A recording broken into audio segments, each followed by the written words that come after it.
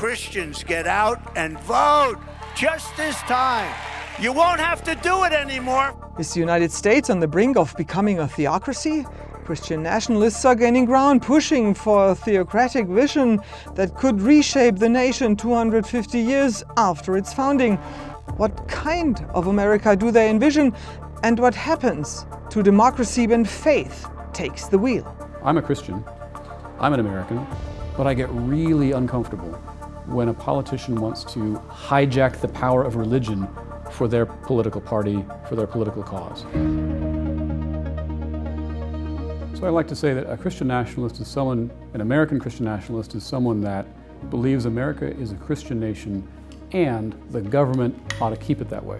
If you just say America is a Christian nation, that's true if you just mean a majority of Americans profess Christianity. Christianity is the most influential religion in our history, our culture. That's all very true. But a Christian nationalist is someone who wants to use the government to keep it that way, to defend a certain cultural sense of who we are as a people, and that we as a people are a Christian people. That's Christian nationalism. You'll see it in the way people talk about school prayer. Back in 1963, the Supreme Court struck down the practice of mandatory prayers led by public school teachers, keeping a distance between the church and the state. And now people want to bring that back. There's a school in Oklahoma just this year that wanted to be a charter school receiving public funding and be a Catholic school.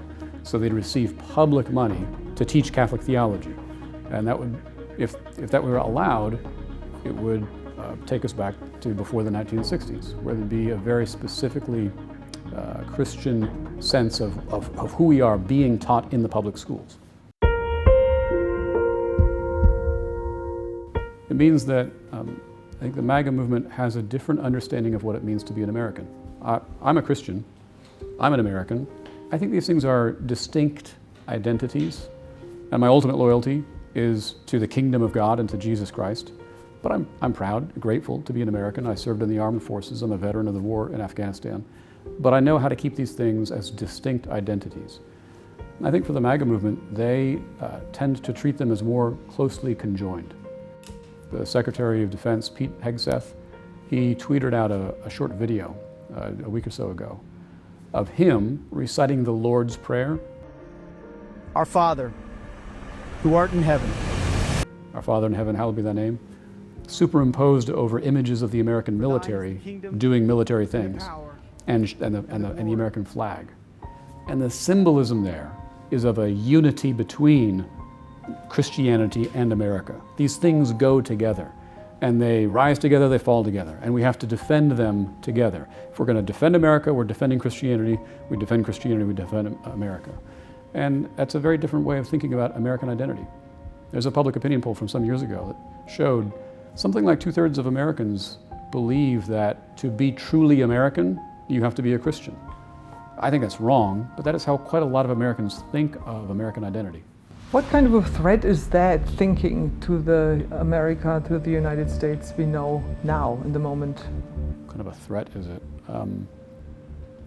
At the very least, it can be a threat to the idea of equal citizenship.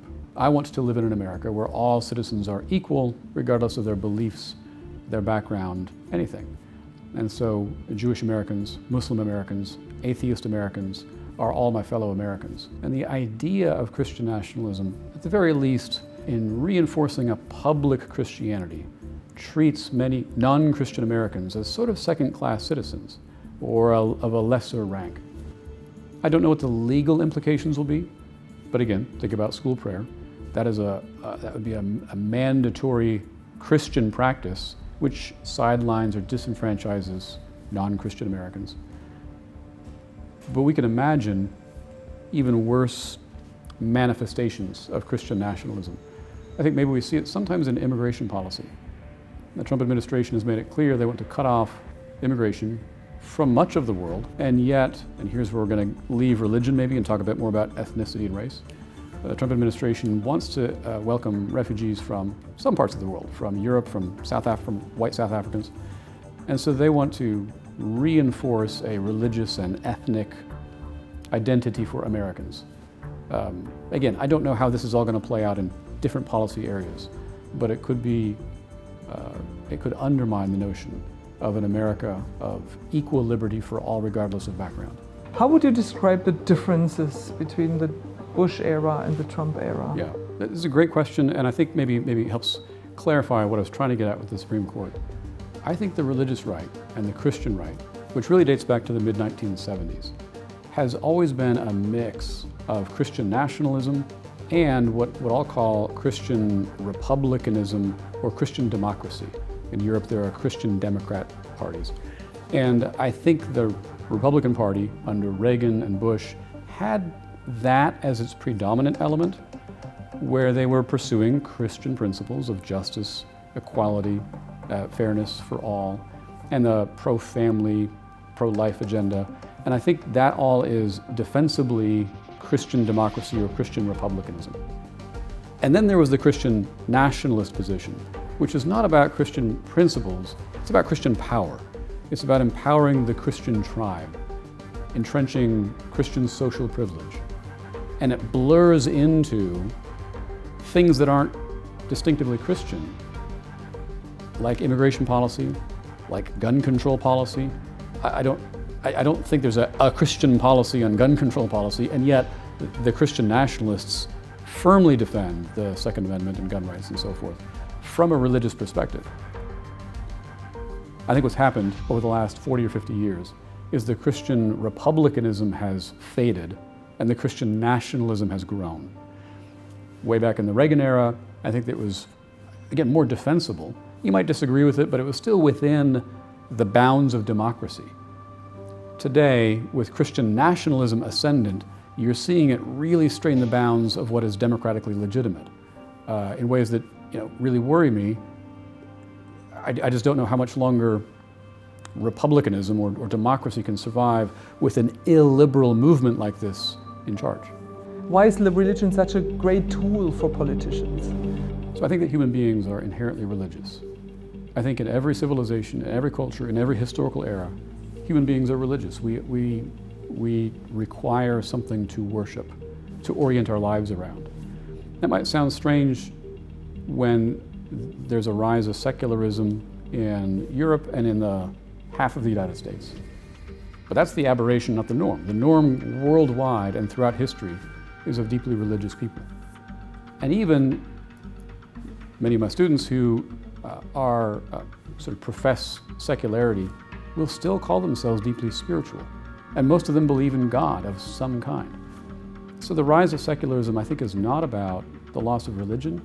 It's about the loss of the authority of traditional religious institutions, like the Catholic Church or the traditional Protestant denominations.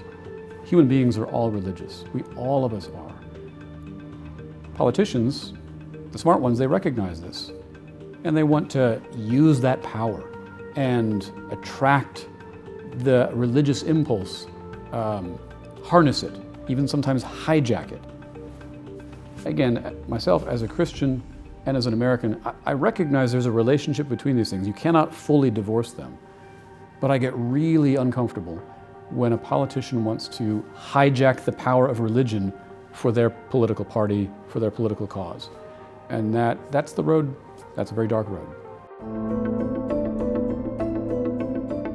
What's funny is that nationalism is actually a transnational movement. And the American Christian nationalists have found common cause, particularly in Hungary, Poland, Brazil, Russia. There's a lot of the post-liberal thinkers on the right who have looked at how Putin relates to the Russian Orthodox Church, which I find repellent, and they find an example to follow, because the Russian Orthodox Church has almost fully subsumed itself into the Russian state, acting as a cheerleader for Russian nationalism. And that's what some Christian nationalism has become. It's become a cheerleader for the American, again, I think about Pete Hegseth's tweet with the Lord's Prayer in the American military. That is a very clear way of using religion as a cheerleader for American militarism. And it should make all Americans and all Christians uncomfortable.